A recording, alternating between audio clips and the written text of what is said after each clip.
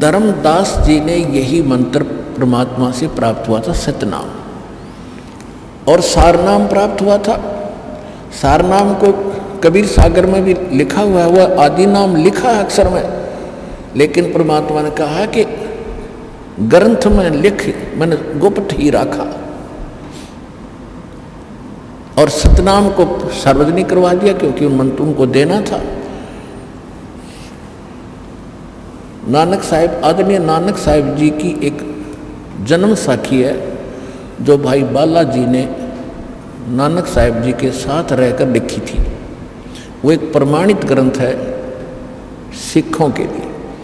और इसी प्रकार कबीर सागर, कबीर बीजक, कबीर शब्दावली, कबीर साखी और कबीर दोहावली, ये धर्मदास जी ने लिखी, परमात्मा ने बोली थी। तो ये कबीर पंथियों के लिए ये ग्रंथ बिल्कुल प्रमाणित और मान्य है। फिर परमेश्वर ने कहा था कि 12वां पंथ जो गरीबदास का पंथ होगा उसमें मेरी महिमा की वाणी पुनः होगी, क्योंकि बीच में काल के दूत घुस कर के सच्चाई को समाप्त करने की चेष्टा करेंगे।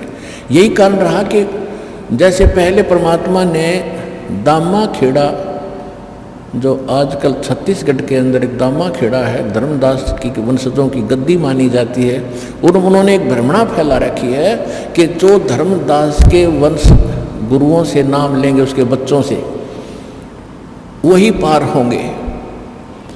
धर्मदास जी को परमात्मा ने कसम दिला दी थी, धर्मदास मेरी लाख दुहाई और यो सार नाम की दबार ना जाई, और यो मूल ज्ञान भी ना बताइए। मूल ज्ञान दास ने बताया है, सृष्टि रचना का किसी को नहीं मालूम आज तक। इस दास से पहले कबीर पंथी अटपट बतावे थे, कोई ऐसा कोई ऐसा। तो फिर धर्मदास जी से ये कहा था, धर्मदास मेरी लाख दुहाई, ये सार नाम कहीं बाहर ना जाए।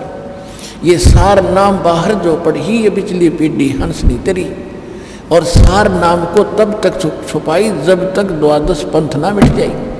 फिर परमात्मा कहते हैं कबीर सागर के कबीर वाणी चैप्टर में पृष्ठ 136 और 37 पर इन 12 पंथों का वर्णन करते हुए आ रहे हैं कि 12वें पंथ प्रगट हो वाणी, 12वां पंथ गरीबदास जी का, गरीबदास द्वारा मेरी वाणी पुनः प्रगट होगी। और शब्द में साख हमारे का निर्णय ठानी, ये असंग जन्म ठोर नहीं पावे, ये 12 पंथ हमी को जाए। यानी गरीबदास का पंथ भी चलेगा, मेरी वाणी भी बोल दी जाएगी, लिखवा दी जाएगी, लेकिन वो इस अर्थों को समझ नहीं सकेंगे। फिर कहते उस बार में पंथ हम ही चलावें और सभी पंथ मिटा के एक पंथ चलावें। तो इससे सिद्ध हो गया कि परमात्मा जब तक एक पंथ भी ना चला था। दामा खेड़ा वाले कहते हैं कि धर्मदास जी ने अपने वंशजों को बता दिया था सारनाम और सतनाम आदि नाम। परमात्मा ने तो ये कहा था इसको तब तक छुपाना जब तक 12 पंथ ना समाप्त हो। और फिर परमात्मा ने क्या कहा है कि 12वें पंथ यानी गरीबदास वाले पंथ में फिर हम आएंगे कब, जब 5505 वर्ष बीत जाएगा, तब इसका पुनर्स्थापन करेंगे, उत्थान करेंगे इस ग्रंथ पंथ यथार्थ कबीर पंथ का। और तब तक इसको छुपा के रखना, और फिर सब पंथ समाप्त करके एक पंथ चलेगा। और इसी कारण से धर्मदास जी को तो जीवित दबा दिया था भगवान ने कि कहीं यो बात ना बिगाड़ दे।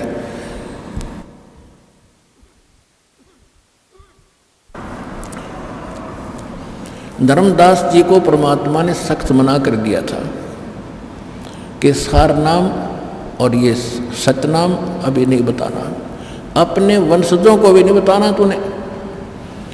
अब धर्मदास जी कुछ दिन के बाद वृद्धावस्था गणी होगी, 117 वर्ष के हो गए थे, और रह कर भगवान से प्रश्न करते थे कि हे भगवान, आपने मूल ज्ञान बताने से और मूल मंत्र बताने से मना कर दिया, आपने मेरे को 42 पीढ़ी तक मेरा वंश चलेगा ये वरदान भी दे दिया, इनका कल्याण कैसे होगा भगवान, इनको तो इनका पता लगना चाहिए था।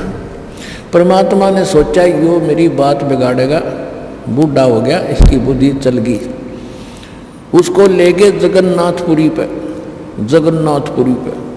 जहां बैठ के परमात्मा ने समुद्र को रोका था, जगन्नाथ के मंदिर को बचाया था, जो समुद्र तूफान बन के आता था तोड़ देता था। धर्मदास जी को प्रेरणा भरी परमात्मा ने कि भी वहाँ, क्योंकि धर्मदास जी बार बार प्रार्थना करते थे, भगवान वो स्थान बताओ आपने जहाँ बैठकर समुद्र को रोका था। तो उस दिन परमेश्वर ने कहा कि चल तुझे वो दिखा कर लाऊं। हाँ जी चलो चलो, साथ में परिवार भी ले लिया, भ्रमण के लिए चल पड़े। तो वहाँ जाकर परमात्मा ने उसको पुनः सत्संग सुनाया 3 दिन तक लगातार। अरे भले आदमी क्यों जीवन नाश करे, 117 साल का हो गया, अब तक तो इन्हीं के चक्कर में मैं फंसा हुआ धर्मदास, अपना कल्याण की सोच। तो फिर धर्मदास ने कहा भगवान मेरे बस की बात नहीं रह रही, मैं काम बिगाड़ दूंगा, या तो मैंने सतलोक भेज दो या तो मैंने मौत दे दो, अब मेरे बस की बात नहीं। तब परमात्मा ने उसको वहाँ जाकर पुनः उपदेश दिया।